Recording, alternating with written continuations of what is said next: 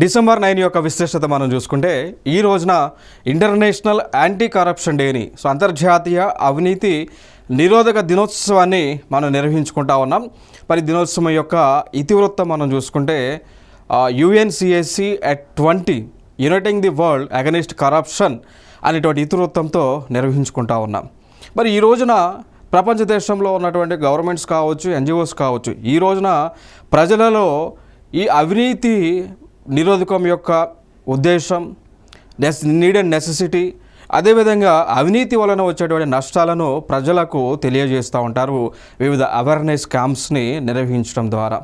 So దాంతోపాటు మనం చూసుకున్నట్లయితే 2003లో United Nation Convention against corruption అనేటువంటి ఒక ఒప్పందాన్ని కూడా మనం అమల్లోకి తీసుకురావడం జరిగింది. మరి భారతదేశంలో అవినీతిని నిరోధించడానికి వివిధ సంస్థలను, కమిషన్లను కూడా మనం ఏర్పాటు చేసుకోవడం జరిగింది. అందులో వన్ ఆఫ్ ది ఎగ్జాంపుల్గా తీసుకుంటే సెంట్రల్ విజిలెన్స్ కమిషన్ అమల్లోకి తీసుకొచ్చాం 1964లో. వీరు భారతదేశంలో అవినీతిని నిరోధించడానికి వీరి యొక్క కార్యాచరణ చేస్తూ ఉంటారు. అదేవిధంగా అవినీతిని నిరోధించడానికి వీరు అనేక కార్యక్రమాలను కూడా చేస్తూ ఉంటారు.